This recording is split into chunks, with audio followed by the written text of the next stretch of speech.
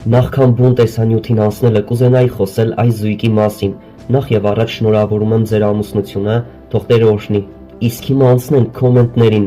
ժողովուրդ, որ էդ աղջկան ծաղրում եք իրա արտաքինի համար, դուք որպես չակերտյալ քրիստոնյաներ,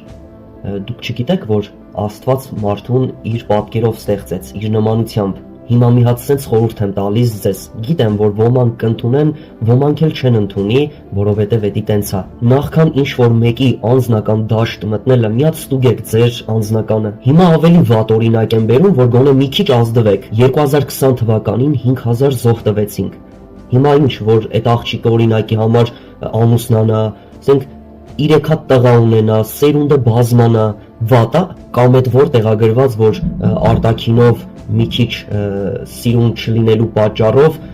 մարդ չի կարողանալու ամուսնանա, էդ որտեղ ա գրված, էդ ով ա որոշում, լավ դուք երբ եք հասկանալու, որ Քրիստոս ձեր մեղքերի համար, իմ մեղքերի համար խաչվավ, հիմա այդ վիրավորողներին, որ հարցնես, ասես,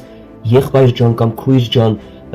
դու քրիստոնյա ես, կասի հա բա ոնց, գիտես ոնց եմ ես Աստծուն հավատում, տենց եք հավատում, չի կարելի ժողովուրդ, իրոք ամոթ է, ես խիստ կասկածում եմ, որ այդ վատ կոմենտ գրողները կարան այդ տղու մոտ կամ այդ աղջկա մոտ ու ասեն, որ գիտես իշկա քո կինը գեշ է, դուք պատկերացնում եք այդ րոպեին ինչ կարա լինի, ուղղակի